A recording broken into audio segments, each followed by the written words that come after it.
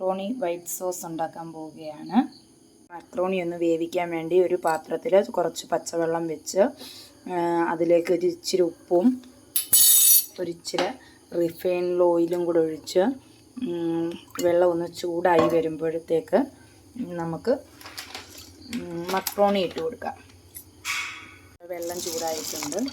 അതിനകത്തോട്ട് മക്രോണി ഇട്ട് ഒന്ന് ഇളക്കി ഇതൊന്ന് വേകുന്നിടം വരെ നമുക്ക് ഒരു 7-8 മിനിറ്റ് കഴിഞ്ഞിട്ട് നമുക്കിത് ഊറ്റിയെടുക്കാം. എരിവുള്ള കസ്തൂരി മേത്തി, അതുപോലെ തന്നെ മല്ലിയില, സവാളയുള്ളി കൊത്തിയരിഞ്ഞത്, ക്യാപ്സിക്കം അരിഞ്ഞത്, വെളുത്തുള്ളി ചെറുതായിട്ട് അരിഞ്ഞത്, ബട്ടർ, ഇതിൻ്റെ വൈറ്റ് സോസിന് വേണ്ടി നമ്മൾ കോൺഫ്ലവർ, പിന്നെ ചില്ലി ക്രഷ് ചെയ്തത്, ഇത്രയാണ് ചേരുവകൾ വേണ്ടത്. പിന്നെ ഉപ്പ്, ആവശ്യത്തിനുള്ള ഉപ്പ്. പാൻ വെച്ച് അതിലേക്ക് നമുക്ക് ബട്ടർ ഇട്ട് കൊടുക്കാം.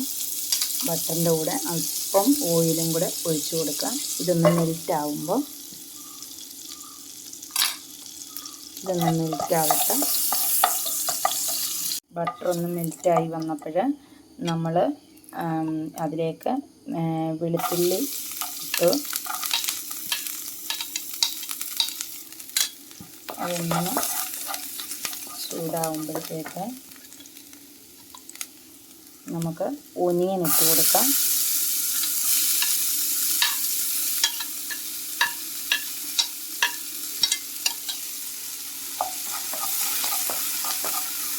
ചൂടായി വരുമ്പം നമുക്ക് ക്യാപ്സിക്കം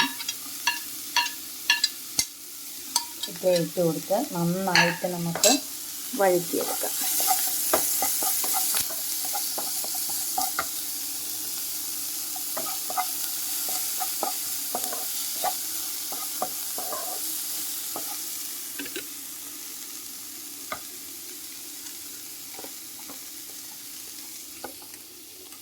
ഇത് വഴലിനോടൊപ്പം തന്നെ നമ്മൾ ഈ പാസ്ത റെഡിയായോ എന്ന് നോക്കാം.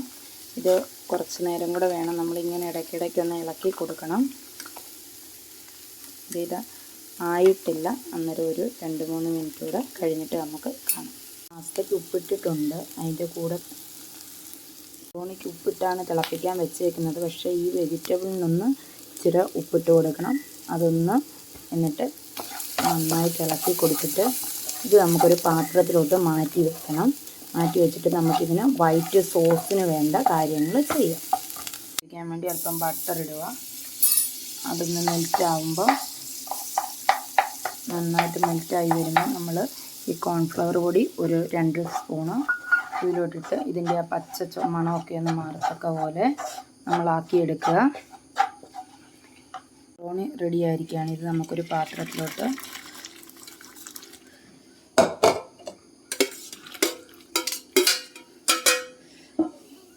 ഊറ്റിയെടുത്തു.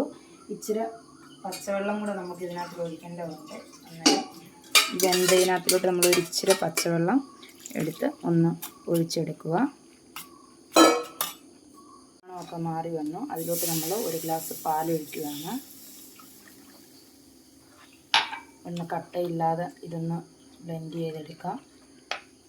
പാലിൻ്റെ കൂടെ 1 ഗ്ലാസ് വെള്ളം, തിളച്ച വെള്ളവും കൂടി ഒഴിക്കുകയാണ്. ഇതൊന്ന് എല്ലാം മിക്സെല്ലാം ഒന്ന് സെറ്റായി കഴിയുമ്പോഴത്തേക്ക് നമ്മൾ മുമ്പേ വഴറ്റി വെച്ച സാധനങ്ങളെല്ലാം ഇതിനകത്തിലോട്ട് ചേർക്കുവാണ്. അതിൻ്റെ കൂടെ തന്നെ മല്ലിയില, കസ്തൂരി മേത്തി, പിന്നെ അതുപോലെ തന്നെ ചില്ലി ഫ്ലെക്സും എല്ലാം കൂടെ നമ്മളിതിലോട്ടിട്ട് ഒന്ന് തിളപ്പിക്കണം. പിന്നെ ഈ വൈറ്റ് സോസിന് ആവശ്യമുള്ള ഒരു പിഞ്ച് ഉപ്പ് കൂടി ഇതിനകത്തിലോട്ട് ഇട്ട് കൊടുക്കണം. ഇതൊന്ന് തിളച്ച് വരട്ടെ. ഇതിനകത്തിൽ നമ്മൾ മിക്സ് ചെയ്യാം. അങ്ങനെ ഇത്രയേ ഉള്ളൂ. നമ്മുടെ വൈറ്റ് സോസ് മക്രോണി ഇവിടെ റെഡി ആയിരിക്കുകയാണ്. വൈറ്റ് സോസ് മക്രോണി ഇവിടെ റെഡി ആയിരിക്കുകയാണ്. നല്ല ടേസ്റ്റിയാണ്. കൊച്ചു കുട്ടികൾക്കൊക്കെ ഉണ്ടാക്കി കൊടുക്കാൻ നല്ല രുചികരമായൊരു ഇതാണ്. എപ്പോഴും ഇത് ശീലിക്കരുത്. ആഴ്ചയിലോ മാസത്തിലൊക്കെ ആയിട്ട് 1-2 പ്രാവശ്യമൊക്കെ ആയിട്ട് കുട്ടികൾക്ക് കൊടുക്കാൻ നല്ലൊരു ഐറ്റമാണ്. അപ്പോൾ എല്ലാവരും ട്രൈ ചെയ്ത് നോക്കുക.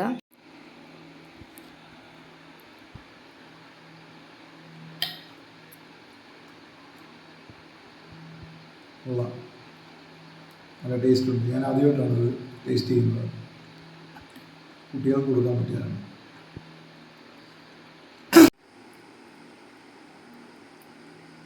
കുട്ടികൾക്ക് കൊടുക്കുക എന്ന് പറഞ്ഞാൽ എപ്പോഴും ഇത് കുഞ്ഞുങ്ങൾക്ക് കൊടുക്കരുത്.